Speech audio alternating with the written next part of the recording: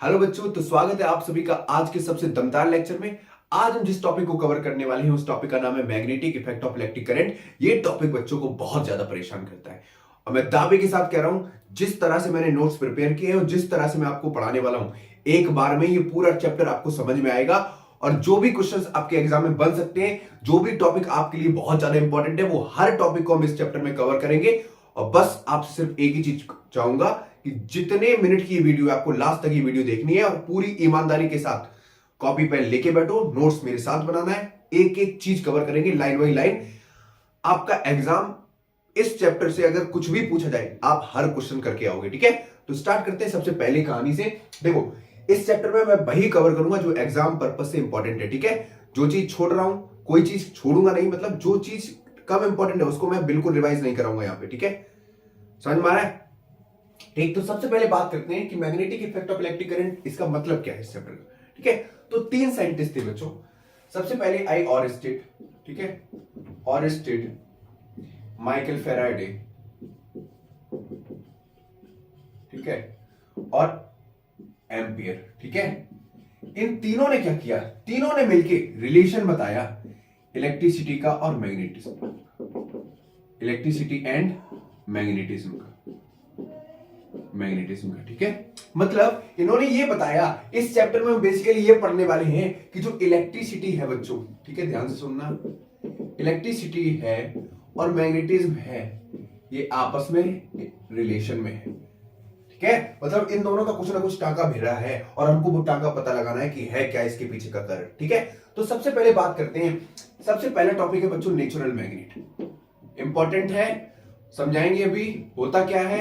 अच्छा बच्चों, जो नेचुरल मैग्नेट होता है, कोई नहीं, जैसे मैं पढ़ा रहा हूं उसी सीरीज से पढ़ते जाओ, ये व्हाइट बोर्ड ना कमाल कर देगा। ठीक है, और जिस तरह से मैं आपको पढ़ाऊंगा एकदम मजा आएगा। ठीक है, सारी वेदना, सारी परेशानियां भूल के सिर्फ आपको ये दिखना चाहिए कि स्क्रीन में आपके सामने कौन खड़ा है और आपको कौन पढ़ा रहा है। आपको सिर्फ वहां से मैं दिखना चाहिए और मुझे सिर्फ आपको वो पढ़ाना है जो आपके एग्जाम में आने वाला है। ठीक है, सब कुछ भूल जाओ, नोट्स बनाओ और ये चैप्टर अच्छे से समझ में आएगा। तो बच्चों, जो नेचुरल मैग्नेट होता है, अब नेचुरल मैग्नेट के लिए आपको पता है कि अर्थ जो है वो एक नेचुरल मैग्नेट है। ठीक है, अर्थ एक नेचुरल मैग्नेट है। अर्थ के पास बच्चों दो पोल होते हैं, एक होता है नॉर्थ पोल, दूसरा होता है साउथ पोल। ठीक है, अर्थ का खुद का मैग्नेटिक फील्ड है या नहीं है? ठीक है, आई बात समझ में? अच्छा बच्चों, जो नेचुरल मैग्नेट होता है ये एक मटेरियल से बना होता है जिसको बोलते हैं मैग्नेटाइट, मैग्नेटाइट। ठीक है, सही है ना? मैग्नेटाइट की स्पेलिंग देखें, एक मिनट रुकना, एक तो स्पेलिंग नहीं आती लिखनी। ठीक है, अच्छा बच्चों, जो मैग्नेटाइट होता है इसका फॉर्मूला होता है Fe3O4। ठीक है, समझ में आया? और ये एक ब्लैक कलर का आयरन ओर होता है। ठीक है, ब्लैक कलर आयरन ओर। ठीक है, और आपको पता ही है, और ऐसे प्रॉपर्टी होती है जिससे मेटल की इंप्योरिटीज को हम एक्सट्रैक्ट करते हैं। ठीक है, क्लियर हो गया? इतनी बात समझ में आई? तो मैग्नेटाइट क्या है? एक ब्लैक कलर का आयरन ओर है। ठीक, तो नेचुरल मैग्नेट का फॉर्मूला पता चल गया, क्या है? Fe3O4। ठीक है, ये नेचुरल मैग्नेट किससे मिलकर बना होता है? मैग्नेटाइट से। अच्छा बच्चों, जो नेचुरल मैग्नेट होता है इसको हम परमानेंट मैग्नेट भी बोलते हैं। क्या बोलते हैं बच्चों? परमानेंट मैग्नेट बोलते हैं। इतनी बात बेजन खुशी। ठीक, अब यहां पर हम बात करते हैं जो परमानेंट मैग्नेट होता है बच्चों। ठीक है, ध्यान से सुनते जाओ, मैं जो कुछ भी पढ़ा रहा हूं अभी एक एक लाइन कनेक्ट करेंगे। जो बच्चों परमानेंट मैग्नेट होता है, परमानेंट मैग्नेट जो होता है, ठीक है, ये कितने शेप में अवेलेबल होता है? तो पहला बच्चों होता है बार शेप में, ठीक है, दूसरा रॉड शेप में, ठीक है, तीसरा डिस्क शेप में, ठीक है, और चौथा हो जाएगा, एक और है बच्चों, रिंग शेप में। ठीक है, आई बात समझ में? तो जो परमानेंट मैग्नेट है वो इतने शेप में हमें अवेलेबल होता है, बार शेप, ठीक है, रॉड शेप, डिस्क शेप और रिंग शेप। इतनी बात समझ में आ गई? अच्छा, परमानेंट मैग्नेट होता है क्या बच्चों? परमानेंट मैग्नेट वो मैग्नेट होती है जिसका magnetic field strength longer period of time तक अवेलेबल रहता है। ठीक है, कोई भी ऐसी मैग्नेट जिसका मैग्नेटिक फील्ड स्ट्रेंथ ज्यादा समय तक काम करता है उसको बोलते हैं परमानेंट मैग्नेट। मतलब करंट ऑफ होने के बाद भी, ठीक है, जैसे मान लो ये एक वायर है, ठीक है, इसमें करंट फ्लो करेंगे, ठीक, तो करंट फ्लो करेंगे तो उसके आसपास क्या बनेगा? मैग्नेटिक फील्ड बनेगा। अब अगर परमानेंट मैग्नेट है तो इसका magnetic field strength current of होने के बाद भी ज्यादा देर तक क्या रहेगा, अवेलेबल रहेगा, तो उसको बोलते हैं परमानेंट मैग्नेट। शुद्ध शाकाहारी शब्दों में आपको ये चीज समझ में आ गई होगी। इतना फटाक से आप छाप लो, स्क्रीनशॉट ले लो, फिर आगे बढ़ते हैं इसमें, क्योंकि मैं रब करूंगा। ठीक है, क्लियर हो गया? आई बात समझ में? ठीक है। अच्छा, यहीं पे थोड़ा और समझ लेते हैं। ठीक, अच्छा अब बात करते हैं कि इलेक्ट्रोमैग्नेटिज्म होता क्या है। एक चीज और समझ लो, इलेक्ट्रोमैग्नेटिज्म क्या होता है बच्चों?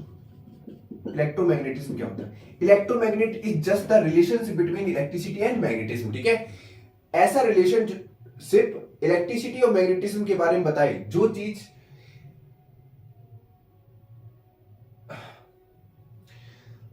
ऐसे समझो, इलेक्ट्रिसिटी और मैग्नेटिज्म के बीच का जो रिलेशन है उसको बोलते हैं इलेक्ट्रोमैग्नेटिज्म। आई बात समझ में? क्लियर हो गया? अब थोड़ा बात करते हैं। देखो, ऑरिस्टेड जो थे ये एक साइंटिस्ट थे। ठीक है, ऑरिस्टेड ने क्या किया, एक कंडक्टर लिया। ठीक है, ध्यान सुनना, कंडक्टर क्या होता है? जिसमें इलेक्ट्रॉन्स फ्लो होते हैं, इलेक्ट्रॉन्स फ्लो करते हैं। ठीक है, जैसे ही कंडक्टर में हमने क्या किया, इलेक्ट्रिसिटी पास की। ठीक है, तो इलेक्ट्रिसिटी पास करने से इस कंडक्टर के आसपास चारों तरफ, ठीक है, क्या हुआ, मैग्नेटिक फील्ड जनरेट हुआ। बच्चों क्या हुआ, मैग्नेटिक फील्ड जनरेट हुआ। ठीक, ये पता बाद में चला, क्योंकि एक मैग्नेटिक कंपास लाए यहाँ पे, तो मैग्नेटिक कंपास ने क्या किया, डिफ्लेक्शन किया। डिफ्लेक्शन करने पे क्या हुआ, पता चला कि यहाँ पे मैग्नेटिक फील्ड है। क्योंकि मैग्नेटिक कंपास क्या बताता है, presence of magnetic field lines. Magnetic compass क्या डिटेक्ट करता है, presence of magnetic field lines, यही तो बताता है। क्लियर हुआ? अब ध्यान सुनो, मतलब अगर स्विच ऑफ करेंगे, ठीक है, कंडक्टर है, करंट फ्लो नहीं होगा तो डिफ्लेक्शन जीरो होगा, करंट फ्लो होगा, इलेक्ट्रिसिटी पास होगी कंडक्टर में, तो डिफ्लेक्शन कुछ ना कुछ होगा। आई बात समझ में? क्लियर हो गया? अब इन्होंने क्या बताया कि स्टेट करंट कैरिंग कंडक्टर क्या करता है, अपने आसपास मैग्नेटिक फील्ड बनाता है, और वो मैग्नेटिक फील्ड कैसा होता है, कॉन्सेंट्रिक इन सर्किल। कैसा होता है, कॉन्सेंट्रिक इन सर्किल। अभी डिटेल में इसको बात करेंगे। ठीक है, इतनी बात समझ में आई? क्लियर हो गया? या कह दो सर्कुलर शेप में होता है बच्चों। कैसा होता है, सर्कुलर शेप में होता है। ठीक है, टेंशन ना लो, जिस दिन रुपए आ जाएंगे उस दिन डिजिटल बोर्ड, कैमरा सब कुछ ले आएंगे। ठीक है, अभी थोड़ा मैनेज करो, इतना नोट करो, फिर नेक्स्ट आगे समझाते हैं बच्चों। इतनी बात समझ में आई? ठीक है, अब आगे बढ़ते हैं। अब बात करते हैं मैग्नेटिक कंपास के बारे में। ठीक है, किसके बारे में बात करते हैं, मैग्नेटिक कंपास के बारे में। अच्छा बच्चों, ठीक है, मेरी इंग्लिश थोड़ी वीक है, समझ लेना। अच्छा, मैग्नेटिक कंपास क्या होता है बच्चों, एक स्मॉल, ठीक है, लाइट मैग्नेटिक नीडल होती है। ठीक है, मैग्नेटिक नीडल होती है। ठीक है, ये डिफ्लेक्शन शो करता है। क्या शो करता है, डिफ्लेक्शन शो करता है। ठीक है, डिफ्लेक्शन क्यों शो करता है, क्योंकि ये डिटेक्ट करता है presence of magnetic field lines किधर, और ये अलाइन किस डायरेक्शन में होता है, अलाइन इन नॉर्थ डायरेक्शन। ठीक है, किस डायरेक्शन में अलाइन होता है, नॉर्थ डायरेक्शन। इतनी बात समझ में आई? क्यों? क्योंकि अर्थ का खुद का एक मैग्नेटिक फील्ड है, अर्थ का खुद का एक मैग्नेटिक फील्ड है। ठीक है, आई बात समझ में? क्योंकि वो खुद एक नेचुरल मैग्नेट है। क्या है बच्चों, एक नेचुरल मैग्नेट है। तो जो मैग्नेटिक कंपास है वो किस डायरेक्शन में अलाइन होता है, नॉर्थ डायरेक्शन में। ये तो चीज याद रखना। ठीक है, इतना क्लियर हो गया? पाइवोट किया जाता है सेंटर पे। ठीक है, जो एल्यूमिनियम ब्रास केस में रखा जाता है। ठीक है, जो कंपास ऐसा ही होता है, देखना। ठीक है, ऐसा ही तो होता है। तो ये वाला नॉर्थ डायरेक्शन में अलाइन होता है। जो ये केस है, ये किससे मिलकर बना होता है, एल्यूमिनियम ब्रास केस से। ठीक है, इतनी चीज याद रखना, कोई बहुत ज्यादा इंपॉर्टेंट नहीं है। अब थोड़ा आगे बात करते हैं। ठीक है, अब बात करते हैं कि देखो, how to detect magnetic field lines. ठीक है, अच्छा आपने पता है कि जो मैग्नेटिक फील्ड लाइंस होती है वो क्लोज कर्व होती है। कैसी होती है, क्लोज कर्व होती है। ऐसा क्यों होता है, देखो ध्यान सुनो। जैसे मान लो ये एक बार मैग्नेट है। ठीक है, यहां पे नॉर्थ लिया, यहां पे साउथ लिया। अब यहां पर जैसे ही हम एक मैग्नेटिक कंपास लेके आएंगे, ध्यान सुनो, ये मान लो कंपास लेके आए, समझ में आ रहा है? इस कंपास को जैसे ही मैं यहां नॉर्थ पोल के पास लेके जाऊंगा, अब बेटा कंपास का नॉर्थ पोल मैग्नेट के नॉर्थ पोल को क्या करेगा, रिपेल करेगा या नहीं करेगा बच्चों? नॉर्थ क्या करेंगे, रिपेल करेंगे या नहीं करेंगे? ठीक है, आई बात समझ में? ठीक, अब जैसे ही हम इस कंपास को अलग अलग पोजीशन पे प्लॉट करेंगे तो इसका डिफ्लेक्शन किधर जाएगा, साउथ की तरफ। भैया मैग्नेटिक कंपास का नॉर्थ किससे अटैक करेगा, इस बार मैग्नेट के साउथ से। ठीक है, तो डिफरेंट पोजीशन पे जैसे ही हम इसको रखेंगे तो जो कर्व फॉर्म होगा वो कैसा होगा, क्लोज कर्व होगा। तो मतलब कुछ मैग्नेटिक फील्ड हमको ऐसा देखने को मिलेगा। देखो ये साउथ है, ये नॉर्थ है, ऐसे ऐसे। आपके पास एनसीईआरटी होगी, उसमें देख लो डायग्राम, ठीक है। ऐसे सर क्या बना दिया मकड़े, कोई दिक्कत नहीं, ठीक। अब तुम्हें ये पता है कि वार मैग्नेट में, ध्यान सुनो बेटा, अभी मैं प्रॉपर्टी पढ़ाऊंगा। जो वार मैग्नेट होता है उसमें मैग्नेटिक फील्ड लाइंस निकलती कहां से है, ठीक है। मैग्नेटिक फील्ड लाइन स्टार्ट्स कहां से होती है बच्चों, नॉर्थ पोल से। कहां से होती है, नॉर्थ पोल से। और एंड कहां पे होती है बच्चों, एंड कहां पे होती है, एंड साउथ पोल पे, ठीक है। क्लियर हो गया। तो मैग्नेटिक फील्ड लाइंस निकलेगी कहां से, नॉर्थ पोल से। तो निकलने के लिए ऐसा एरो और आने के लिए यहां पे, ठीक है। अब मैग्नेटिक फील्ड लाइंस देखो, बार मैग्नेट में सबसे ज्यादा डेंस कहां होगी, पोलर रीजन पे, ठीक। तो मैग्नेटिक फील्ड डिस्टेंस सबसे ज्यादा कहां होगी, पोलर रीजन पे, ठीक है। क्लियर हो गया। अब थोड़ा बात करते हैं। देखो बार मैग्नेट में जो मैग्नेटिक फील्ड स्ट्रेंथ होगी, मैग्नेटिक फील्ड स्ट्रेंथ होगी, मैग्नेटिक फील्ड स्ट्रेंथ होगी, वो मैक्सिमम कहां पे होगी, पोल पे कैसी होगी, मैक्सिमम होगी। कैसी होगी, मैक्सिमम होगी, ठीक है। सेंटर पे कैसी होगी बच्चों, सेंटर पे जीरो होगी। सेंटर पे कितनी होगी, जीरो होगी, ठीक है। और कर्व पे कितनी होगी, CURVE। कर्व पे कैसी होगी, मिनिमम होगी। अभी मैं समझाने का प्रयत्न कर रहा हूं, देखना। देखो ध्यान से, यहां पर मैग्नेटिक फील्ड लाइन सबसे ज्यादा डेंस है, तो मैग्नेटिक फील्ड डिस्टेंस सबसे ज्यादा कहां होगी, पोलर रीजन पे, यहां पर। और centre of the bar magnet पे यहां पर मैग्नेटिक फील्ड स्ट्रेंथ क्या होगी, जीरो होगी। और जो ये वाला रीजन है, देखो यहां पर मैग्नेटिक फील्ड कैसी है, कम डेंस है, घनी कम है, तो यहां पर मैग्नेटिक फील्ड स्ट्रेंथ कैसी होगी, वीक होगी, ठीक है। स्ट्रॉन्ग सबसे ज्यादा कहां होगी, पोल पे, और यहां पे सेंटर पे क्या होगी, जीरो होगी। आई बात समझ में। ये प्रॉपर्टीज थी, आपको याद होना चाहिए। अब देखो ध्यान सुनो, बार मैग्नेट की कुछ प्रॉपर्टीज और समझा रहा हूं। बार मैग्नेट में याद रखना, बार मैग्नेट में बच्चों ये याद रखना कि, क्या याद रखना, रुको समझो, एक तो भूल जाता हूं। बार मैग्नेट में आपको याद रखना है कि outside the bar magnet, outside the bar magnet, outside the magnet field lines कहां से निकलेंगी, नॉर्थ से साउथ, ठीक है।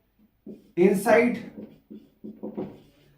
ठीक, बार मैग्नेट के अंदर मैग्नेटिक फील्ड लाइंस कैसे ट्रेवल करेंगी, साउथ से north.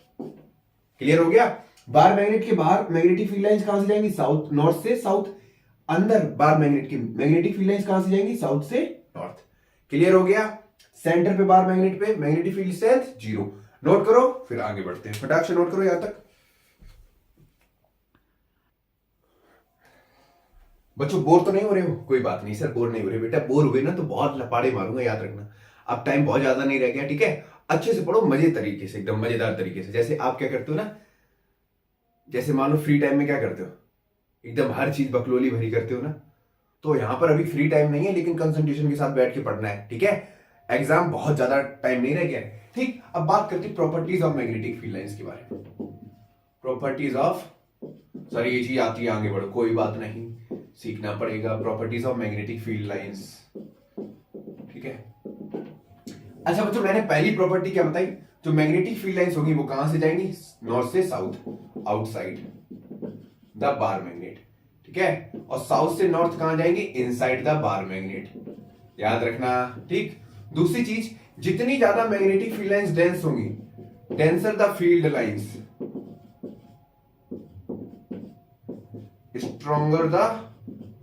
stronger the magnetic field strength, magnetic field strength। मतलब सर समझ में नहीं आया, जितनी ज्यादा मैग्नेटिक फील्ड लाइन डेंस होगी, मैग्नेटिक फील्ड स्ट्रेंथ उतनी ज्यादा होगी। मतलब ऐसे समझ लो, जैसे मान लो ये एक मैग्नेट है, ठीक है, इसकी मैग्नेटिक फील्ड लाइंस बहुत ज्यादा डेंस है, तो मतलब मैग्नेटिक फील्ड स्ट्रेंथ कैसी होगी, ज्यादा होगी। ये ज्यादा तेजी से क्या करेगा, आसपास की चीजों को, मतलब आयरन को क्या करेगा, अट्रैक्ट करेगा। क्लियर हो गया। अब बात करते हैं आगे, ठीक। थर्ड पॉइंट होगा, मतलब जितनी ज्यादा मैग्नेटिक फील्ड लाइन क्लोज होगी, डेंस होगी, उतनी मैग्नेटिक फील्ड स्ट्रेंथ ज्यादा होगी, ठीक है। दूसरी चीज, magnetic field lines do not intersect each other, magnetic field lines never intersect each other, लिख दो या डू नॉट लिख दो, never intersect each other, intersect each other, क्योंकि दो डायरेक्शन एक पॉइंट पे पॉसिबल नहीं है, ठीक है। चौथा पॉइंट बताओ बच्चों क्या होगा, centre of the bar magnet, कौन सा होगा? ठीक, इतना ही रखो ना। ठीक, अच्छा चौथा पॉइंट देख लो। ठीक है, जो मैग्नेटिक फील्ड लाइंस होंगी, ठीक है, मैग्नेटिक फील्ड लाइंस होंगी, फील्ड लाइंस होंगी, फील्ड लाइंस होंगी, अभी लिखा चुका हूं, फिर भी समझ लो। पोल पे कैसी होंगी? मैक्सिमम। ठीक है, कर्व जहां बनेगा वहां पर कैसी होंगी? मिनिमम। ठीक है, और सेंटर पे कैसी होंगी? Centre of the bar magnet पे कितनी होंगी? 0 होंगी। ठीक है, ये थी प्रॉपर्टीज के बारे में। अब उसके बाद बात करते हैं, इतना समझ में आया? अब बात करते हैं magnetic field. Magnetic field due to straight current carrying conductor, straight current carrying conductor. रुक जाओ एक मिनट, समझा रहा हूं। कंडक्टर, अबे वो बस वाला कंडक्टर नहीं है नालायकों, ये कंडक्टर है चार्ज कैरियर को कंडक्टर बोलते हैं। समझ में आया? इतने लपाड़े पड़ेंगे तो तुम्हारी बुद्धि ठीक हो जाएगी। अब यहां पे देखो, magnetic field line due to straight current carrying conductor. फिर से आगे और स्टेट ने बताया कि कोई स्ट्रेट वायर लिया हमने, ठीक है, स्ट्रेट करंट कैरिंग वायर लिया, और जैसे ही हम यहां से करंट देंगे, करंट की सप्लाई देंगे, ठीक है, तो ये स्ट्रेट वायर जो है, ये जो वायर है, ठीक है, इसके आसपास सर्कुलर शेप में क्या होगा? मैग्नेटिक फील्ड लाइंस बनाएंगे। क्या बनाएंगे? मैग्नेटिक फील्ड लाइंस बनेंगी। और वो मैग्नेटिक फील्ड लाइंस कैसी होंगी? कॉन्सेंट्रिक सर्किल में होंगी। अरे सर इतना सरल था? हाँ, कॉन्सेंट्रिक इन सर्किल। ठीक है, या कह दो सर्कुलर शेप में होंगी, सर्कुलर शेप में होंगी। राइटिंग मेरा समझ में नहीं आ रहा है, भाषा तो समझ में आ रही है? समझ में आया? यहां से समझो, यहां से नहीं, मतलब यहां से भी समझो। ठीक, ये बताया और स्टेट ने कि कोई भी स्ट्रेट करंट कैरिंग कंडक्टर होगा, उसके आसपास जो मैग्नेटिक फील्ड लाइंस होगी वो कैसी होंगी? कॉन्सेंट्रिक इन सर्किल। जैसे सपोज कर लो ये वायर है और करंट जा रहा है ऊपर ऐसे, तो करंट अगर ऊपर जा रहा है, ठीक है, आई कहां जा रहा है? ऊपर की तरफ। अभी डायरेक्शन भी बताएंगे। ठीक है, अब जब करंट अपवर्ड हो तो यहां पर एक रूल लगता है, right hand thumb rule. Right hand thumb rule. अरे सर ये क्या बना है?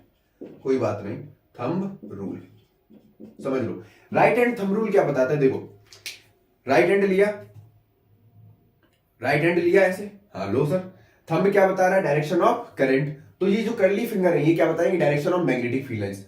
अब देखो, अगर करंट ऊपर जा रहा है, ध्यान सुनो, करंट ऊपर जा रहा है, ठीक, तो मैग्नेटिक फील्ड अब ऊपर देख लो ऐसे, अगर ऐसे रखोगे, देखो ऐसे रखोगे ऊपर के लिए, ये वाली डायरेक्शन कौन सी होगी? Anti clockwise. यही तो हो गई, यही तो हो गई ना? ठीक, समझ में आया? अब एंटी क्लॉकवाइज के लिए कैसा होगा? ऐसा ही होगा। एरो कैसे बताएंगे? ऐसे। आई बात समझ में? एरो ऐसे ही तो बनाएंगे। देखो मैं फिर से समझा रहा हूं, देखो इधर रब कर रहा हूं, समझो, इधर इधर समझो, समझा के तो रहेंगे तुमको, चाहे कुछ भी हो जाए। ठीक है, अभी हमारे पास डिजिटल बोर्ड नहीं, वरना ऐसे क्लिक करके बहुत मजा आता है आपको। अब देखो क्या बताया, फिर से बता रहा हूं, अगर करंट अपवर्ड है, ठीक है, ध्यान सुनो, अभी समझ में आएगा। करंट कैसा है? अपवर्ड है। राइट हैंड थंब रूल, ठीक है, RHR थंब रूल, ठीक है, राइट हैंड थंब रूल मान लो, RHR मान लो। ठीक, जो थंब है वो डायरेक्शन ऑफ करंट देगा, और जो फिंगर है, ठीक है, राइट हैंड थंब रूल लो, ऐसे देखो, ऐसे करंट ऊपर जा रहा है तो ये वाला डायरेक्शन कौन सा हो गया? Anti clockwise. ठीक है, जब करंट अपवर्ड होगा, ठीक, तो जो फील्ड लाइंस होगी, मैग्नेटिक फील्ड लाइंस होगी, वो कैसे होंगी? एंटी क्लॉकवाइज होगी बच्चों, एंटी क्लॉकवाइज। ठीक, ये तो हो गया पहला कॉन्सेप्ट। दूसरा सुनो, अगर करंट नीचे जा रहा है, ठीक है, जो करंट है आई है, वो कैसा फ्लो हो रहा है? डाउनवर्ड। ठीक है, कैसा है? डाउनवर्ड। अब तो तुम्हें पता चली गया है, अगर करंट कैसा है? डाउनवर्ड। देखो ऐसे रखो, यही तो है ना, करंट कैसा है? डाउनवर्ड। तो ये वाली डायरेक्शन कैसी होंगी? तो मैग्नेटिक फील्ड लाइंस कैसी होंगी बच्चों? मैग्नेटिक फील्ड लाइंस कैसी होंगी? Magnetic field lines clockwise. कैसी होंगी? क्लॉकवाइज। याद रहेगा, फंडा याद रहेगा। करंट ऊपर, field lines anti clockwise, current downward, magnetic field lines clockwise. ठीक है, क्लियर हो गया? नोट करो, फिर आगे बढ़ते हैं फटाक से।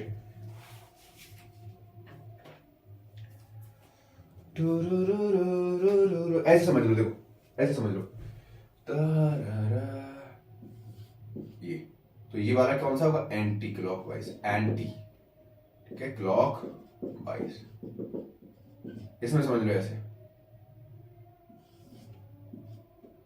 क्लॉक वाइज, ठीक है? समझ में? एरो का खेल है मेरा, एरो, एरो मीन्स डायरेक्शन। समझो यहां तक, फिर आगे बढ़ते हैं। अब बच्चों आगे देखते हैं, इसके फैक्टर्स देखते हैं, किस पे डिपेंड करता है। Factors on which current carrying straight conductor, straight wire depends.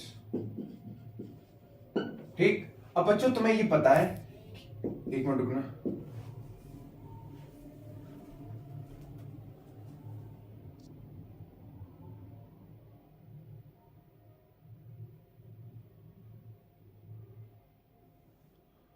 Sorry बच्चों, एक मिनट रुको, ठीक है? अब सबसे पहली चीज है, मैग्नेटिक फील्ड को हम डिनोट करते हैं बी से, जो डायरेक्टली प्रोपोर्शनल होता है आई के। मतलब जैसे जैसे हम करंट बढ़ाएंगे, ठीक है, ध्यान सुनो, जैसे जैसे करंट बढ़ाएंगे मैग्नेटिक फील्ड स्ट्रेंथ भी तो बढ़ेगी। सिंपल सी बात है। सर दूसरा फैक्टर बताओ, B is inversely proportional to 1/r। मान लो, देखो जैसे ये कोई वायर है, ठीक है, इस वायर में करंट फ्लो हो रहा है, तो इसके आसपास मैग्नेटिक फील्ड लाइंस होगी, होंगी या नहीं होंगी? तो जैसे जैसे वायर से हम दूर बढ़ते जा रहे हैं, तो जो फील्ड स्ट्रेंथ है, मैग्नेटिक फील्ड स्ट्रेंथ है, फील्ड स्ट्रेंथ है, वो वीक होती जा रही है। आई बात समझ में? मतलब इस वायर से दूरी बढ़ेगी तो क्या होगा? इसकी स्ट्रेंथ कम होगी। मान लो यहां पर कंपास हम लेके आए, तो यहां डिफ्लेक्शन बहुत तेज, और यहां पर लेके गई तो कंपास का डिफ्लेक्शन कम हो जाएगा, होगा या नहीं होगा? क्यों? क्योंकि यहां पे मैग्नेटिक फील्ड लाइंस डेंस है, मतलब पास, इस कंडक्टर से दूरी बढ़ेगी तो फील्ड स्ट्रेंथ कम होगी। On increasing the magnetic field strength radius decreases, और रेडियस बढ़ाओगे तो जो मैग्नेटिक फील्ड स्ट्रेंथ होगी वो क्या होगी? कम होगी। इनवर्सली प्रोपोर्शनल है। आई बात समझ में? क्लियर हो गया यहां तक? कोई दिक्कत? ऐसे लिख लो, कंडक्टर से दूरी बढ़ने पर, कंडक्टर से दूरी बढ़ने पर मैग्नेटिक फील्ड स्ट्रेंथ वीक होगी। अबे लिखो जंबूरों, ये लिखो, कंडक्टर से दूरी बढ़ने पर मैग्नेटिक फील्ड स्ट्रेंथ वीक होगी। आप और आपकी प्रेमिका, ठीक है, आमने सामने बैठे हो, क्या करोगे? लपाड़े पड़ेंगे, ठीक है? अब दूर रह के तुम कोई हरकतें कर रहे हो तो क्या करोगे? कुछ नहीं, इग्नोर। समझ में आया? बात समझ में आ रही? ठीक, नोट करो, फिर आगे बढ़ते हैं बच्चों। तो ये तो हो गए factors on which current carrying state conductor depend, ठीक है? अब यहां पर एक और आता है, थर्ड आता है, V directly proportional to n. बच्चों एन क्या है यहां पे? एन फॉर एन यहां नहीं है, n for n number of turns, number of turns. समझ लो, अगर इस वायर में, ठीक है, मान लो ये कोई कंडक्टर है, ठीक है, इसमें हम तार बार बार लपेटते, बहुत सारा तार लपेटते, तो नंबर ऑफ टर्न बनाने से क्या होगा? मैग्नेटिक फील्ड स्ट्रेंथ कैसी हो जाएगी? बढ़ जाएगी, क्योंकि करंट तो सेम डायरेक्शन में अलाइन हो रहा है, ठीक है, जिसकी वजह से क्या होगा? मैग्नेटिक फील्ड स्ट्रेंथ बढ़ जाएगी। नंबर ऑफ टर्न बढ़ाने से मैग्नेटिक फील्ड स्ट्रेंथ बढ़ जाती है, बस आपको इतने दिमाग में रखना है, ठीक है? आई बात समझ में? ठीक है, अब आगे बढ़े, कोई दिक्कत? ठीक है बच्चों, इसका फॉर्मूला होता है, एक फॉर्मूला लिख लो, हालांकि इंपॉर्टेंट नहीं है, फॉर्मूला लिखो। फॉर्मूला होता है V equal to mu not I upon 2πr, यहां पे होगा T, ठीक है? यही तो फॉर्मूला होता है। अब इसकी यूनिट याद रखो, यूनिट इंपॉर्टेंट है, इसकी यूनिट होती है टेस्ला। तस्ला नहीं, मैग्नेटिक फील्ड की यूनिट क्या होती है? टेस्ला, और इसको बोलते हैं newton metre inverse upon ampere, ठीक है? यही होता है शायद, एक मिनट रुकना, क्या कर लूं मैं। हाँ सही है बेटा, दिक्कत नहीं है, कोई दिक्कत, ठीक है? टेस्ला न्यूटन मीटर इनवर्स पर एम्पियर। कहोगे सर आप भी भूल जाते हो। नहीं बेटा, हम तो चेकआउट कर रहे थे, ठीक है? समझ में आया यहां तक? हाँ आ गया सर, मजा आ रहा है ना? टाइम मत देखना, टाइम नहीं देखना है, बस लेक्चर देखना है, ठीक है?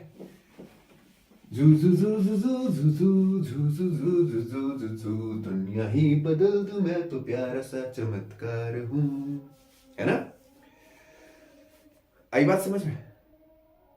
सर थोड़ा ब्रेक दे दो, ले लो ब्रेक। अब ब्रेक लेने के लिए ये नहीं है कि लेक्चर छोड़ के चले जाओ, व्हाट्सएप इंस्टाग्राम पे मैसेज आया या नहीं आया, बेटा मैसेज के चक्कर में पड़ गई ना तो एग्जाम के बाद छोड़ के चली जाएगी वो, फिर झुंझुना हिलाते रहना ऐसे, सर काश पढ़ लेता सर, है ना। ठीक, तो काय बेइज्जती कराओगे बाद में। चलो स्टार्ट करते हैं, इतना ही रेस्ट देंगे, बाकी ज्यादा नहीं।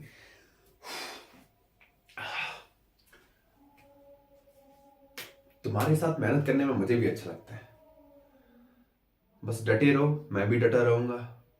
तुम्हें जिस चीज की जरूरत होगी मैं यहां खड़ा हूं। आज व्हाइट बोर्ड है तो व्हाइट बोर्ड पे पढ़ा रहा हूं, कल सुविधा होगी तो और सारी चीजें लेके आऊंगा।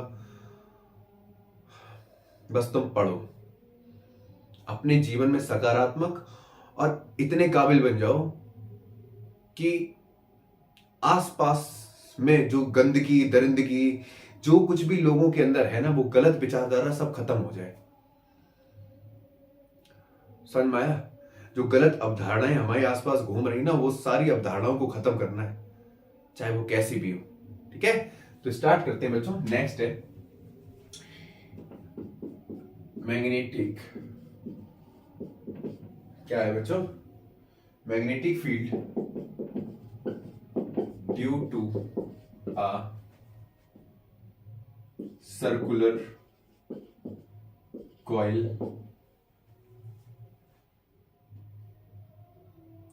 करंट कैरिंग सर्कुलर कॉइल को,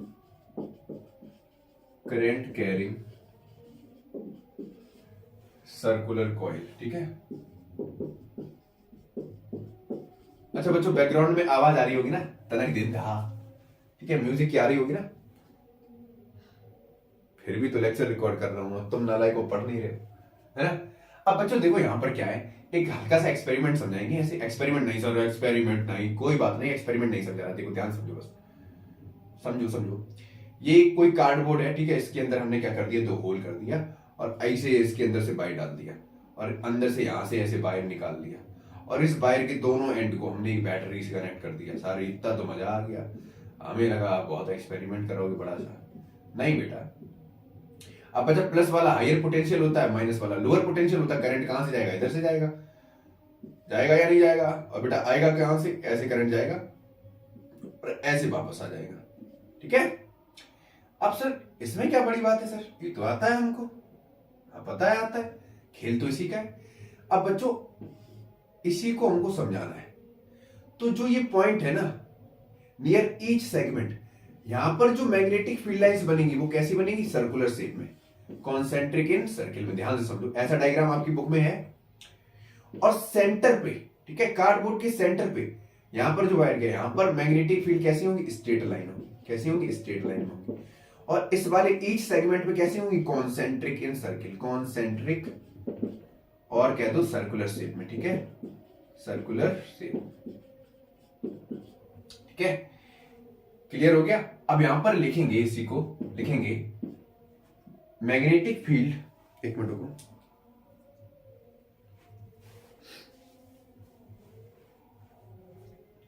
यहां पे लिखेंगे magnetic field lines near each segment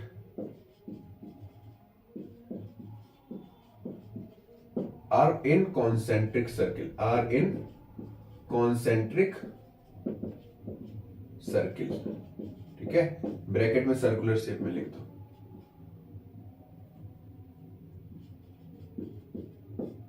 ठीक है, at the centre of the coil, ठीक है, कॉइल के सेंटर में मैग्नेटिक फील्ड, मैग्नेटिक राइटिंग समझ में आ रहा है? Magnetic field lines are straight line. कैसी होंगी? Straight line. ठीक, अच्छा बच्चों जो सर्कुलर कॉइल वाला ये है, ठीक है, ये concept magnetic field due to a current carrying circular coil, ठीक है, इसको क्लॉक फेस रूल से बताया गया है, क्लॉक फेस रूल से बताया गया है। ठीक है, मतलब जो हम यहां पर एंटी क्लॉकवाइज या क्लॉकवाइज डायरेक्शन पता लगाएंगे वो किससे लगाएंगे? क्लॉक फेस रूल से। अभी हम समझाएंगे होता क्या है। अब यहां पर देखो, जिसकी वजह से बच्चों ये जो कॉइल है, कंप्लीट कॉइल, ठीक है, a coil behave like a thin disc, ठीक है, थिन डिस्क, याद रखना बच्चों, ये पूरी जो कॉइल है वो किसकी तरह बिहेव करने लगेगी, थिन डिस्क की तरफ, जिसका एक फेस कैसा, नॉर्थ पोल बताएगा और दूसरा फेस क्या बताएगा, साउथ पोल, ठीक है। मतलब यहां पर लिखो, current around the face of the coil, current around the face of the coil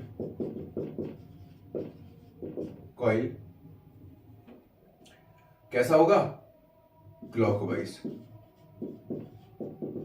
ठीक है, आई बात समझ में। अब current around the face of the coil अगर क्लॉकवाइज है तो वो उसको हम क्या कंसीडर करेंगे, साउथ पोल, क्या कंसीडर करेंगे, साउथ पोल, इंपॉर्टेंट है, समझो यहां पे देखो, यहां पे समझो, जो करंट है इसका अब देखो फेस, देखो क्लॉक फेस रूल से क्या बताएंगे, अब यहां पे समझो, जो क्लॉक फेस रूल होता है, रट लो अभी पेपर के लिए, क्लॉकवाइज डायरेक्शन में हमेशा हम क्या लेंगे, साउथ पोल लेंगे, क्या लेंगे, साउथ पोल लेंगे, ठीक है। और एंटी क्लॉकवाइज के लिए हमेशा क्या लेंगे, नॉर्थ पोल लेंगे, रट लो, पेपर में इससे ज्यादा नहीं पूछा जाएगा। एन फॉर एंटी, देखो एन इसको एन पढ़ते हैं ना, ए एन को क्या बोलेंगे, एन, तो N for north pole, clock के लिए क्या होगा, साउथ पोल, याद रखो, एक याद रखो, anti clockwise, N for anti मतलब एंटी क्लॉकवाइज किसको बताएंगे, नॉर्थ पोल को, और क्लॉकवाइज को बताएंगे साउथ पोल, ठीक है, खेल खत्म। कौन कौन से फैक्टर पर डिपेंड करेगा, same, V directly proportional to I, current के, V directly proportional to 1/R, V inversely proportional to 1/R, मतलब जैसे जैसे दूरी बढ़ाएंगे कंडक्टर से मैग्नेटिक फील्ड स्ट्रेंथ कम होगी, और B directly proportional to N, number of turns बढ़ाओगे तो मैग्नेटिक फील्ड स्ट्रेंथ भी क्या होगी, बढ़ेगी, आई बात समझ में, इन फैक्टर पे डिपेंड करते हैं। और ये था magnetic field due to current carrying circular coil. इतने पॉइंट्स आप पेपर में लिख देना अगर ये पूछा जाए, ठीक है, फुल मार्क्स मिलेंगे बेधड़क होके, ठीक है, नोट करो, फिर आगे बढ़ते हैं।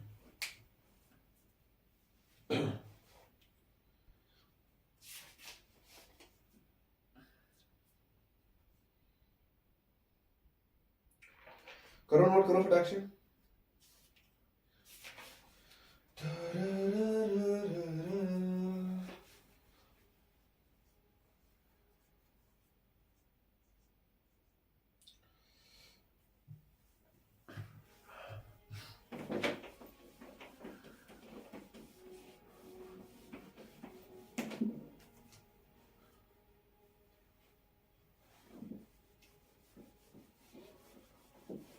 एक मिनट रुकना बच्चों।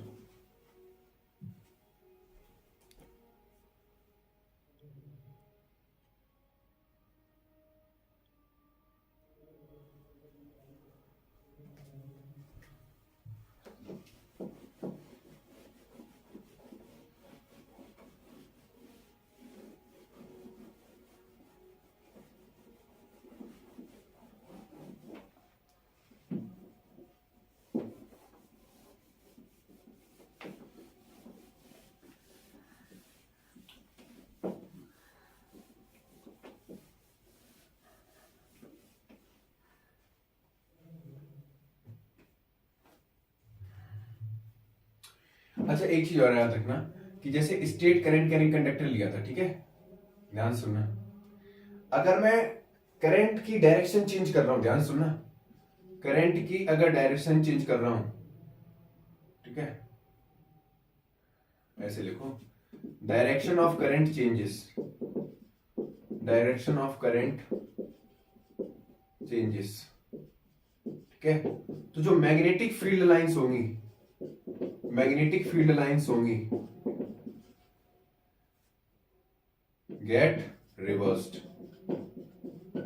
मैग्नेटिक फील्ड लाइंस रिवर्स तो हो जाएंगी, ठीक है, उनकी क्योंकि करंट की डायरेक्शन चेंज हो रही तो मैग्नेटिक फील्ड लाइंस की डायरेक्शन भी चेंज होगी, लेकिन होंगी कैसी, सर्कुलर शेप में ही, ठीक है, ये था मजेदार तरीका। करंट की डायरेक्शन चेंज करेंगे तो मैग्नेटिक फील्ड लाइंस की भी डायरेक्शन चेंज होगी, लेकिन होंगी कैसी, सर्कुलर शेप में। आई बात समझ में, सर आ गई, कोई दिक्कत नहीं, ठीक है। अब आगे बात करते हैं बच्चों, अब बच्चों बात करते हैं इलेक्ट्रोमैग्नेट की। इलेक्ट्रोमैग्नेट की। सर ये क्या होता बच्चों, ये एक टेम्परेरी मैग्नेट होती है, पहली चीज समझ लो। टेम्परेरी, टेम्परेरी मैग्नेट का मतलब क्या है कि जैसे ही हम स्विच ऑफ करेंगे, ठीक है, करंट कोई वायर में जा रहा है और जैसे ही करंट ऑफ करेंगे तो इसका मैग्नेटिक फील्ड स्ट्रेंथ तुरंत क्या हो जाएगा, खत्म हो जाएगा।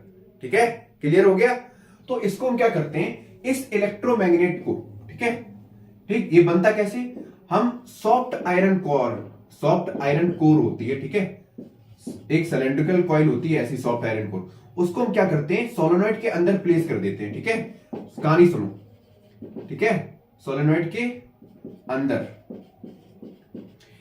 सॉफ्ट आयरन कोर को हम सोलेनॉइड के अंदर प्लेस कर देते हैं और सोलेनॉइड के ऊपर नंबर ऑफ टर्न्स मतलब बाइंडिंग कर देते हैं, जिसकी वजह से इसकी मैग्नेटिक फील्ड स्ट्रेंथ बढ़ जाती है। ठीक है, किसकी मैग्नेटिक फील्ड स्ट्रेंथ बढ़ जाती है, इलेक्ट्रोमैग्नेट की। जब सोलेनॉइड के अंदर हम सॉफ्ट आयरन कोर को प्लेस करते हैं तो इलेक्ट्रोमैग्नेट की क्या होती है, मैग्नेटिक फील्ड स्ट्रेंथ बढ़ जाती है और इसी को बोलते हैं हम टेम्परेरी मैग्नेट या इलेक्ट्रोमैग्नेट। आई बात समझ में, पेपर में इतना ही लिखना है, इससे ज्यादा नहीं लिखना है। ठीक है, इसमें एक लाइन और लिखना, इट कैन इजीली बी मी नहीं, मैग्नेटाइज्ड और डीमैग्नेटाइज्ड। चलो ये तो क्लियर हो गया। ठीक है, 4 लाइनें लिखना, 4 या 3-4 लाइनें लिख देना कि इलेक्ट्रोमैग्नेट एक टेम्परेरी मैग्नेट होता है। एक point, electromagnet is also known as temporary magnet when we place a soft iron core inside a solenoid on increasing a number of turns its magnetic field strength increases। ऐसे तो लिख लोगे ना, बस ये लिखना है, it can easily be magnetized और demagnetized। ऐसे पॉइंट वाइज लिख देना, फटाक से फुल मार्क्स मिलेंगे। अब क्वेश्चन ये आता है बच्चों कि जो जैसे सॉफ्ट आयरन कोर को हम यूज कर रहे हैं, हम यहाँ पे स्टील को यूज क्यों नहीं कर रहे हैं, इलेक्ट्रोमैग्नेट में हम स्टील का यूज क्यों नहीं करते हैं। इलेक्ट्रोमैग्नेट बनाने में हम स्टील का यूज इसलिए नहीं करते हैं क्योंकि जैसे ही हम करंट पास करते हैं, ठीक है, तो इलेक्ट्रोमैग्नेट जो होता है वो टेम्परेरी मैग्नेट है। अब बच्चों यहां पर एक क्वेश्चन आता है कि हम स्टील को इलेक्ट्रोमैग्नेट बनाने में यूज क्यों नहीं करते हैं। तो स्टील को इलेक्ट्रोमैग्नेट बनाने में हम इसलिए यूज नहीं करते हैं क्योंकि जो स्टील का जो मैग्नेटाइजेशन है वो बहुत लॉन्ग पीरियड ऑफ टाइम के लिए अवेलेबल रहता है।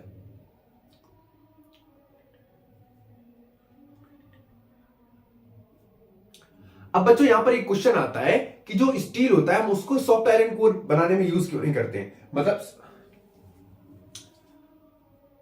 अब बच्चों यहां पे क्वेश्चन आता है कि जो इलेक्ट्रोमैग्नेट है उसमें हम स्टील का यूज क्यों नहीं करते हैं, ठीक है, सॉफ्ट आयरन कोर का यूज क्यों करते हैं। तो सिंपल सा आंसर है इसका, पेपर में कई बार पूछा गया है कि जो स्टील है उसका जो मैग्नेटिक फील्ड स्ट्रेंथ है वो लॉन्गर पीरियड ऑफ टाइम के लिए अवेलेबल है। अब लॉन्गर पीरियड के लिए क्या यूज होता है, परमानेंट मैग्नेट, मतलब जैसे ही करंट हम देंगे तो स्टील के लिए ज्यादा करंट की रिक्वायरमेंट होगी, जिसकी वजह से उसकी मैग्नेटिक फील्ड स्ट्रेंथ ज्यादा होगी और जिसकी वजह से जैसे ही हम करंट ऑफ करेंगे तो स्टील अपना मैग्नेटिक स्ट्रेंथ लूज नहीं करेगा।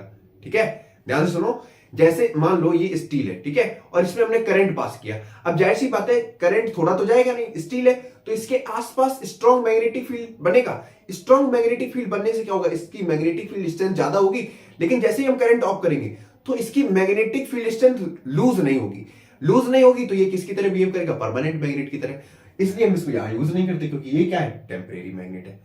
बात मेजे में घुस गई, हाँ सर घुस गई, चलो आगे बढ़ते हैं। ठीक है, अब इलेक्ट्रोमैग्नेट को हम यूज कहां करते हैं, सुन लो, for lifting a heavy load. Use कहां करते हैं इसका, यूजेस ऑफ इलेक्ट्रोमैग्नेट, जल्दी बताओ कहां यूज करते हैं। पहला lifting a heavy load, LEFT, lifting a heavy load, ठीक है। दूसरा कहां यूज करते हैं, म्यूजिकल इंस्ट्रूमेंट्स में यूज करते हैं, म्यूजिकल इंस्ट्रूमेंट में यूज करते हैं, इंस्ट्रूमेंट, अरे यार स्पेलिंग भी नहीं आती, INSTRU, इंस्ट्रूमेंट्स में यूज करते हैं और हॉस्पिटल्स में यूज करते हैं। अच्छा बच्चों, इलेक्ट्रोमैग्नेट को हम कहां कहां यूज करते हैं फिर से बताओ। सबसे पहले लिफ्टिंग अ हैवी लोड, दूसरा हॉस्पिटल्स में, तीसरा म्यूजिकल इंस्ट्रूमेंट में। ठीक है, इन सभी जगह हम क्या करते हैं, इलेक्ट्रोमैग्नेट्स को यूज करते हैं और ये कैसी होती है, टेम्परेरी मैग्नेट होती है। यहां तक समझ में आ गया होगा, बहुत बढ़िया, रब करूंगा, इतना नोट करो फिर आगे बढ़ते हैं। जल्दी नोट करो बच्चों।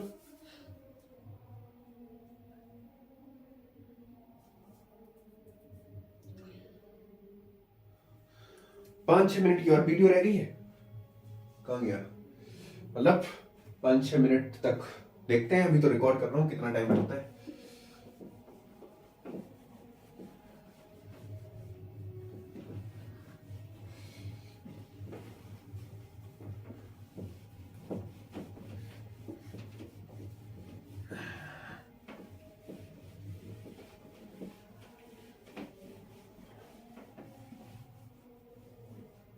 यहां तक समझ में आया?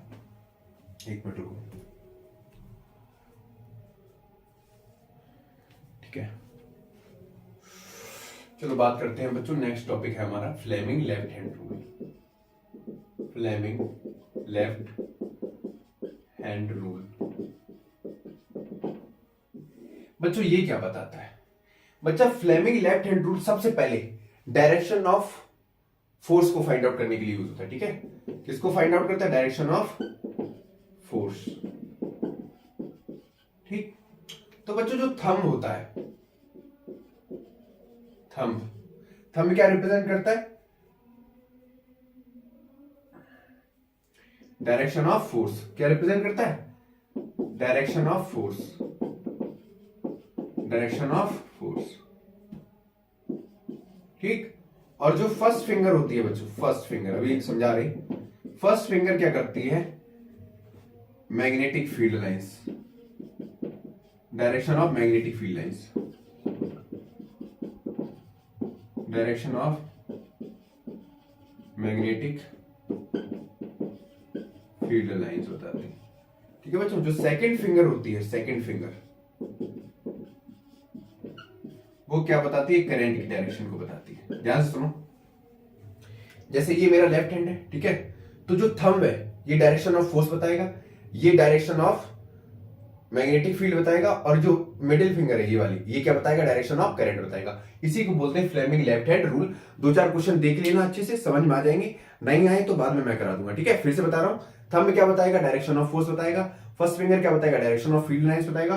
और मिडिल फिंगर क्या बताएगा? डायरेक्शन ऑफ करंट बताएगा। जैसे मान लो ये रहा लेफ्ट हैंड रूल। अब करंट, जो करंट जा रहा है मान लो आउटबोर्ड, ऐसे जा रहा है, ठीक है, आउट ऑफ द बोर्ड जा रहा है, तो मैग्नेटिक फील्ड क्या होगा? किधर होगा? इधर होगा। और थंब क्या बताएगा? डायरेक्शन ऑफ फोर्स के बारे में। या फिर ऐसे करो, देखो, अब सपोज मान लो जो करंट है, करंट की डायरेक्शन ऊपर है, तो मैं पूछूं फील्ड लाइंस की डायरेक्शन क्या होगी? इधर होगी। और डायरेक्शन ऑफ फोर्स कैसा होगा? इनवर्ड होगा, ठीक है। ये फ्लेमिंग लेफ्ट हैंड रूल था। समझ में आ गया होगा? नोट करो फटाक से, फिर आगे बढ़ते हैं, ठीक है। अब कुछ इंपॉर्टेंट टर्म समझ लेते हैं।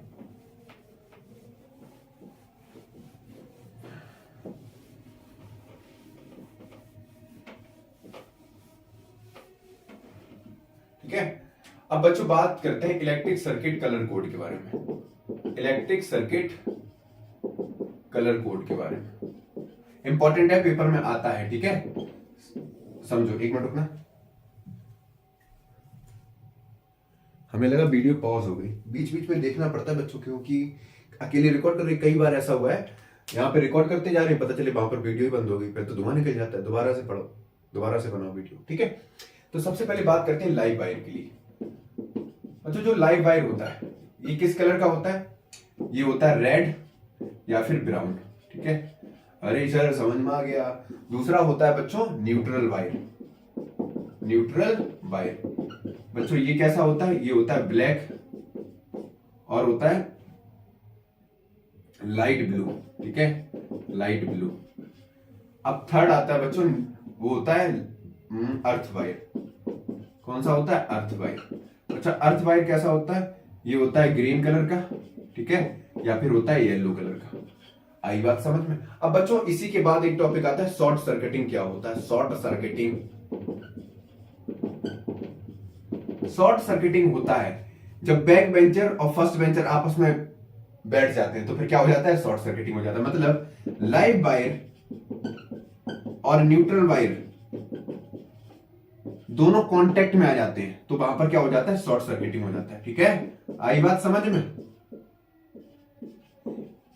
स्पेलिंग देख लेना। इसीलिए बैक बेंचर कभी भी फर्स्ट बेंचर के साथ टाका नहीं बढ़ाता है, दूर ही रहता है, क्योंकि दोनों पास आ गए तो क्या हो जाएगा? शॉर्ट सर्किटिंग हो जाएगा। समझ में आया? क्लियर हो गया? लाइव वायर और न्यूट्रल वायर दोनों आपस में मिल जाएंगे तो वहां पर क्या हो जाएगा, शॉर्ट सर्किटिंग हो जाएगा। ठीक है, अब थोड़ा फ्यूज का कॉन्सेप्ट भी समझ लेते हैं, इंपॉर्टेंट है पेपर के लिए। अरे भैया सर, बस करो सर, थोड़ा और रह गया बच्चों, थोड़ा सा चैप्टर।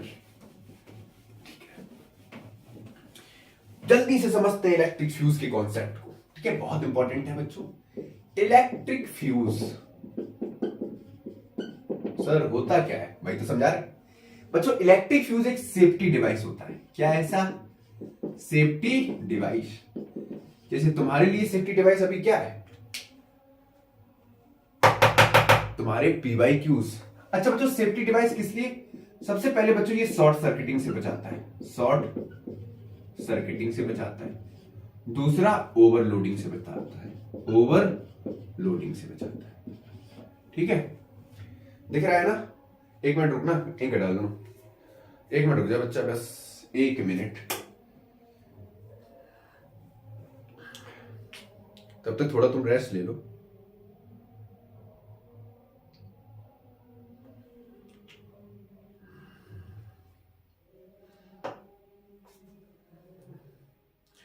कोई बात नहीं बच्चों, मेहनत तो रंग लाएगी। चलो समझते हैं, 1 मिनट रुको। ठीक है, बात करते हैं आगे।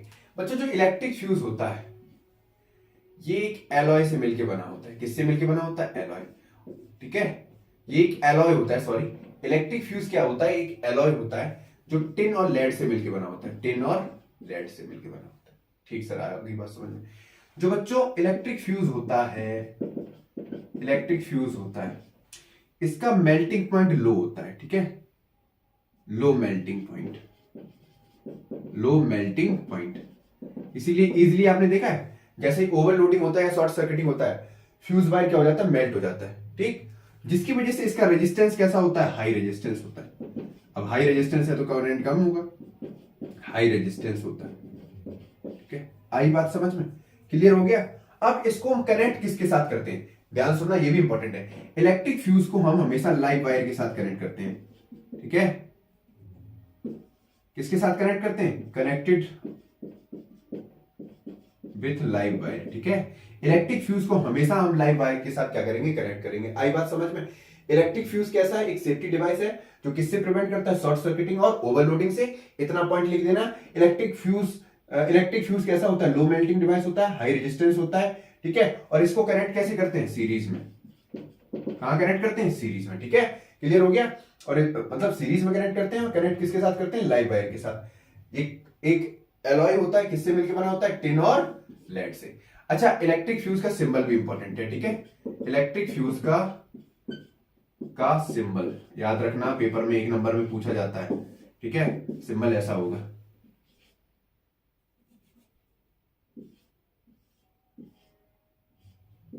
ठीक है, ये साइज सिंबल होता है। ठीक है, अबे ये गांधी जी का चश्मा नहीं है, इलेक्ट्रिक फ्यूज का सिंबल है। ठीक है, याद रखना। आज हम जिस टॉपिक को पढ़ने वाले हैं वो टॉपिक का नाम है सोलेनॉइड, और ये पेपर में 4 नंबर में जरूर आता है।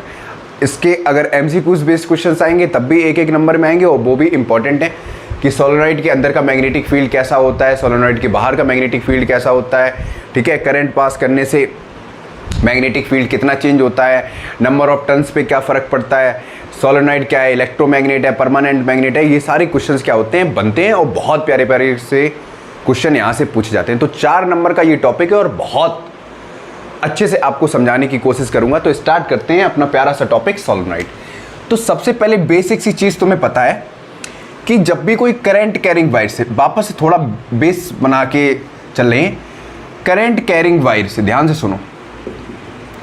करंट कैरिंग वायर्स क्या करता है? अपने चारों तरफ क्या करता है? मैग्नेटिक फील्ड प्रोड्यूस करता है। आपको पता है क्या प्रोड्यूस करता है? Magnetic field.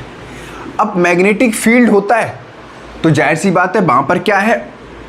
एक अट्रैक्टिव फोर्स एक्ट करता है। एक्ट करता है या नहीं करता है? अट्रैक्टिव फोर्स का मतलब कहां? कि यहां पर कुछ ना कुछ चार्ज बन रहा है। क्या बन रहा है? चार्ज बन रहा है। तो एक पॉजिटिव, दूसरा नेगेटिव, और पॉजिटिव नेगेटिव क्या करता है? अट्रैक्ट करता है।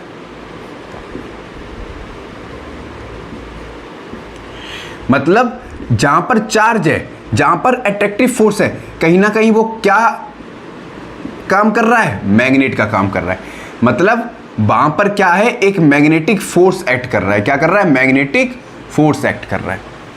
इतनी बात आपको समझ में आई, थोड़ा फील हुआ कुछ हटके, कॉन्सेप्ट में थोड़ा साइड से घुसने की कोशिश करते हैं, ठीक है। फ्रंट जोन में अभी नहीं खेलना है हमको, साइड जोन से कवर करूं। करंट कैरिंग वायर है, करंट कैरिंग वायर अपने आसपास क्या करेगा, मैग्नेटिक फील्ड जनरेट करेगा।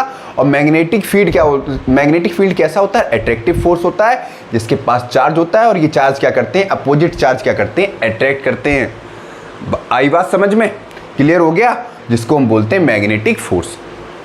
समझ में आया। कोई भी वायर, एक स्ट्रेट वायर क्या करता है, अपने आसपास मैग्नेटिक फील्ड प्रोड्यूस करता है। कैसा, कॉन्सेंट्रिक सर्किल में, ठीक है। अभी बहुत सारे टॉपिक्स को कवर करेंगे, लेकिन अभी मेनली बात हम करते हैं सोलेनॉइड। तो बच्चों जो सोलेनॉइड है, पहले एक मैं थोड़ा बताना चाहूंगा आपको, ये एक इलेक्ट्रोमैग्नेट है, ठीक है। इलेक्ट्रोमैग्नेट जनरली कैसी होती है, टेम्परेरी मैग्नेट होती है।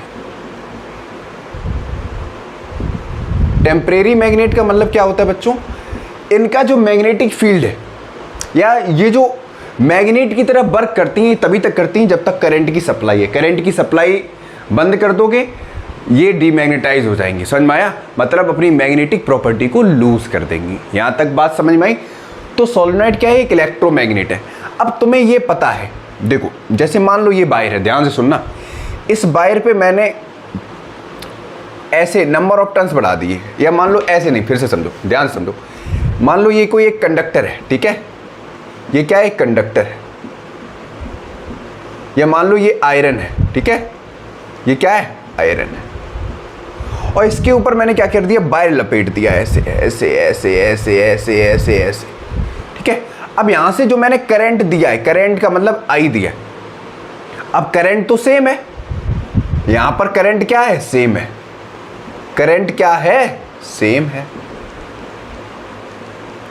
तो करंट सेम है, और करंट अलाइन किस डायरेक्शन में हो रहा है, सेम डायरेक्शन में अलाइन हो रहा है। लेकिन मैंने क्या बढ़ा दिए, नंबर ऑफ टर्न्स बढ़ा दिए। क्या बढ़ा दिए, number of turns. Number of turns का मतलब क्या है, मैंने वायर को, जैसे मान लो ये कोई एक कंडक्टर है, और इसके चारों तरफ मैंने क्या कर दिया, बाइंडिंग कर दी, मतलब वायर को लपेट दिया। ध्यान से सुनो, यहां पर मैंने क्या किया, वायर को लपेट दिया। अब वायर को लपेट दिया तो करंट तो चेंज नहीं हो रहा, करंट सेम है और एक ही डायरेक्शन में अलाइन है। जब करंट सेम डायरेक्शन में अलाइन होता है और नंबर ऑफ टर्न्स बढ़ा देते हैं, ठीक, करंट जब सेम डायरेक्शन में होता है और नंबर ऑफ टर्न्स को हम क्या कर देते हैं, इंक्रीज कर देते हैं। क्या कर देते हैं, इंक्रीज कर देते हैं। तो इससे मैग्नेटिक फील्ड स्ट्रेंथ बढ़ जाती है। क्या बढ़ जाती है, मैग्नेटिक फील्ड स्ट्रेंथ बढ़ जाती है। तो सोलेनॉइड है क्या, सोलेनॉइड सीधा सा बोलोगे एक ऐसी प्रॉपर्टी है, जब कोई वायर को, मान लो कोई भी सिलेंड्रिकल कॉइल है, ठीक है, ये एक सिलेंड्रिकल कॉइल होती है जिसके ऊपर हम क्या करते हैं, वायर को लपेट देते हैं, मतलब वायर की वाइंडिंग कर देते हैं, ठीक है। और जैसे ही करंट की सप्लाई देते हैं तो यहां पर ये खुद का क्या करता है, एक मैग्नेटिक फील्ड जनरेट करता है।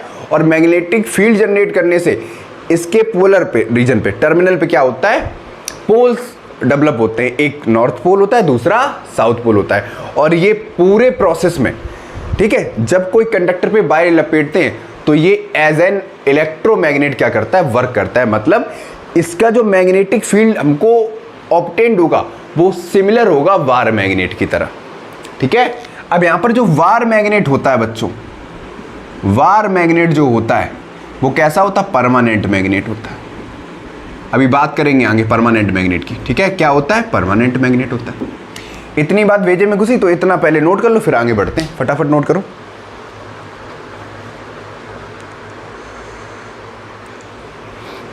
नोट करो फटाक से।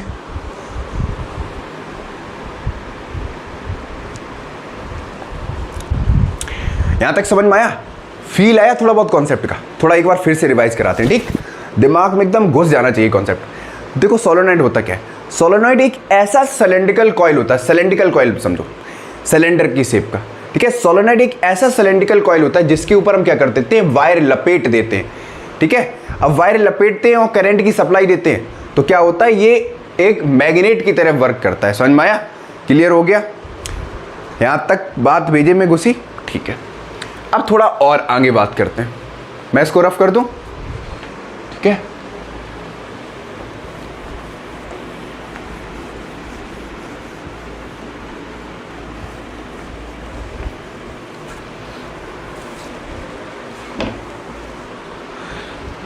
अब बात करते हैं कि सोलेनॉइड की वर्किंग कैसे है, ठीक है? स्ट्रक्चर ऑफ सोलेनॉइड की बात करेंगे अभी, ठीक? उससे पहले बात करते हैं वर्किंग की। याद रखो, बात किसकी कर रहे हैं? सोलेनॉइड की। सबसे पहले तो सोलेनॉइड के लिए जरूरत किसकी पड़ेगी? सबसे पहले वायर की, फिर करंट की, और एक कोर की। कोर मतलब आयरन ले लो, ठीक है? इन तीनों की जरूरत पड़ेगी और हम क्या बना देंगे? एक सोलेनॉइड बना देंगे। समझ में आया? क्लियर हो गया? तो वर्किंग की बात करें, वर्किंग ऑफ सोलेनॉइड।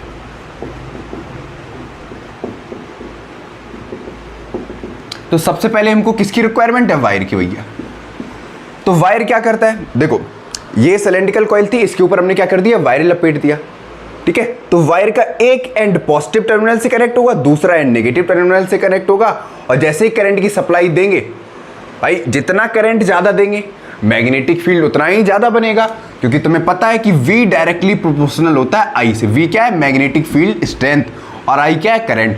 करंट जितना बढ़ाओगे मैग्नेटिक फील्ड उतना ही ज्यादा इंक्रीज करेगा। समझ में आया? आई बात समझ में? ये चीज याद रखना, ठीक? तो वायर का मतलब समझ में आ गया। दूसरा करंट पता है, करंट डायरेक्टली प्रोपोर्शनल है किसके? मैग्नेटिक फील्ड स्ट्रेंथ के। और तीसरा है कोर। तो कोर का मतलब क्या है? देखो, आयरन कोर को हम यूज करते हैं। किसको यूज करते हैं? आयरन कोर को। मैंने क्या बताया? जो सोलेनॉइड है बच्चों, ये सिलेंड्रिकल कॉइल है। तो सिलेंड्रिकल कॉइल का मतलब क्या है? अंदर हॉलो है, हॉलो सिलेंडर है। तो इसी के अंदर हम क्या करते हैं? आयरन कोर को फिट कर देते हैं। जैसे ये मान लो सोलेनॉइड है, ये सिलेंड्रिकल कॉइल की शेप है, इसके अंदर हम क्या कर देते हैं? आयरन कोर फिट कर देते हैं। तो आयरन कोर फिट करने से होता क्या है? आयरन कोर फिट करने से इसकी मैग्नेटिक फील्ड स्ट्रेंथ और इंक्रीज हो जाती है। आयरन कोर को फिट करने से मैग्नेटिक फील्ड स्ट्रेंथ क्या हो जाती है? इंक्रीज हो जाती है। एनसीईआरटी में अच्छा खासा दे रखा है, आप वहां से लिख लेना। मेरा काम है सिर्फ आपको कॉन्सेप्ट डिटेल में समझाना, ठीक है? तो सोलेनॉइड क्या करता है? आयरन कोर का काम इतना सा है सोलेनॉइड में, ये कॉइल के अंदर फिट कर दिया जाता है, ठीक है? मैग्नेट जो आयरन कोर है वो सोलेनॉइड के अंदर डाल दिया जाता है, जो क्या करता है? मैग्नेटिक फील्ड स्ट्रेंथ सोलेनॉइड की और बढ़ा देता है। समझ में आया? और ये किसकी तरह वर्क करता है? इलेक्ट्रोमैग्नेट की तरह। समझ में आया? ये बहुत हैवी लोड को लिफ्ट करने के लिए भी यूज़ करता है। अभी इसके एप्लीकेशंस की बात करेंगे। इतना समझ में आ गया? अब बात करते हैं मैग्नेटिक फील्ड की, ठीक है? ध्यान से सुनो, सोलेनॉइड के अंदर का मैग्नेटिक फील्ड कैसा होता है, ठीक? तो मैग्नेटिक फील्ड की बात करते हैं। देखो, जैसे ही हमने करंट पास किया, सोलेनॉइड के आसपास क्या होगा? मैग्नेटिक फील्ड बढ़ेगा। मैंने क्या बताया? नंबर ऑफ टर्न्स जितना ज़्यादा होगा उतना ही मैग्नेटिक फील्ड स्ट्रेंथ ज़्यादा होगा। अब मैग्नेटिक फील्ड स्ट्रेंथ कहाँ ज़्यादा होगा? इनसाइड द सोलेनॉइड, ठीक है? बाहर सोलेनॉइड के अंदर मैग्नेटिक फील्ड कैसा होता है? वीक होता है। और इनसाइड द सोलेनॉइड, इसको रब करें, एक मिनट रुकना, इधर साइड लिख।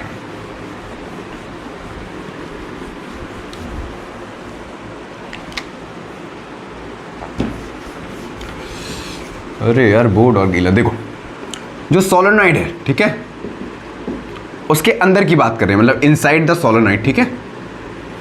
क्या होता है? मैग्नेटिक फील्ड यूनिफॉर्म होता है। कैसा होता है? यूनिफॉर्म होता है। मतलब मैग्नेटिक फील्ड स्ट्रेंथ यहां पर अंदर क्या होगी? सबसे ज्यादा होगी। समझ में आया? और जो मैग्नेटिक फील्ड हमको ऑब्टेंड होगा वो बिल्कुल सिमिलर पैटर्न पे ऑब्टेंड होगा जैसा कि हमको वार मैग्नेट में ऑब्टेंड होता है। आई बात समझ में? क्लियर हो गया? एक मिनट रुकना बेटा।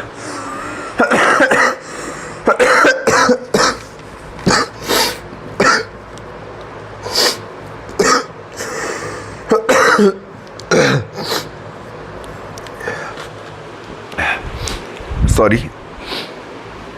समझ में आ गया? मतलब मैंने क्या बताया, मैग्नेटिक फील्ड स्ट्रेंथ कैसा होता है, यूनिफॉर्म होता है। अब यूनिफॉर्म होने का मतलब क्या है? अच्छा, मैग्नेटिक फील्ड यूनिफॉर्म होने का मतलब क्या है? मतलब हर पॉइंट पर inside the solenoid magnetic field strength कैसी होगी, सेम होगी। मैग्नेटिक फील्ड स्ट्रेंथ कैसी होगी, सेम होगी। बच्चों सोलेनॉइड की वीडियो मैंने पहले ही बना दी थी, इसलिए मैंने सोलेनॉइड को अलग से मतलब इसी लेक्चर में कंप्लीट नहीं किया है। डिटेल में वीडियो बनाई थी सोलेनॉइड की, तो मैंने ऐड कर दी है। कमेंट बॉक्स में जरूर बताइएगा लेक्चर कैसा था, आवाज ठीक थी, कोई भी टॉपिक ज्यादा तेज तो नहीं पढ़ाया, ठीक है? कोई भी जो कॉमन मिस्टेक लगी हो आपको तो वो कमेंट बॉक्स में जरूर बताना, ठीक है? अच्छे से पढ़ते रहो और हमेशा खुश रहो।